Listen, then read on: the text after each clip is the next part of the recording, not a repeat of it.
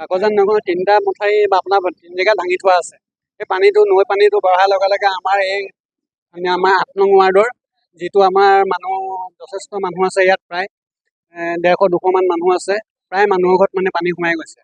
আৰু 2 নম্বৰ কথা কি হ'ল মানে খেতিপূৰণটো চব হ'লেই, খেতি পথাৰটো নাই, ঘৰৰ অৱস্থা পাতি এতিয়াও সত্যতা মানে একো ভালেই হোৱা নাই। কাকজান নদীৰ এই মথাউৰিটো বনাব পৰা নাযায়? বনাব পৰা যাব, এতিয়াতো বৰ্তমান ধৰি লওক এতিয়া নহয়, আগতে বনাইছিলে, এতিয়া বৰ্তমান মানে ডাঙৰ পানী আকৌ ছিঙি পেলালে। ডাঙৰ যিটো পানী আহিছিলে এই পানীটোৱে 3 জেগাত ভাঙি দিলে। পানী ভাঙি দিয়াৰ লগে লগে যদি পানী বৰষুণো যদি দি দিয়ে ন, চব উটি পুটি যায় মানে আমাৰ। তাৰপাছত আমি প্ৰথমতে ঘৰখনত সোমাইছিলোঁ। সোমোৱাৰ চৰ্তত আকৌ এতিয়া পানী আহি আমাৰ পাছফালৰ ঘৰত তাৰমানে সোমালে। চাফ চিকুণ কৰি আমি লৈছিলোঁ, আমি কোনো হেৰি পোৱা নাই, মাত্ৰ চাউল 3 কেজি, দাইল এপোৱাই আৰু মিঠাতেল এপোৱাই পালোঁ। বেলেগ একো ৰিলিফ পোৱা নাই? নাই পোৱা। আজমল চাহখিনি পাইছোঁ। কিমান মানুহ আপোনালোক ক্ষতিগ্ৰস্ত হৈ আছে? আছোঁ ভালেমান, একদম সেইখিনিৰ পৰা আছোঁ।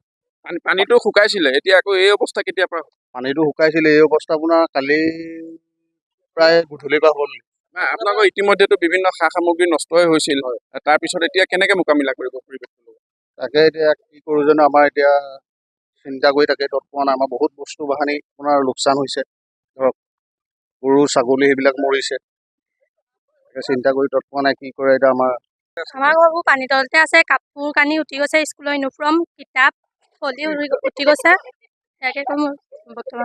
কেতিয়া মানে তোমালোকৰ স্কুলবোৰ কেতিয়া খুলিব?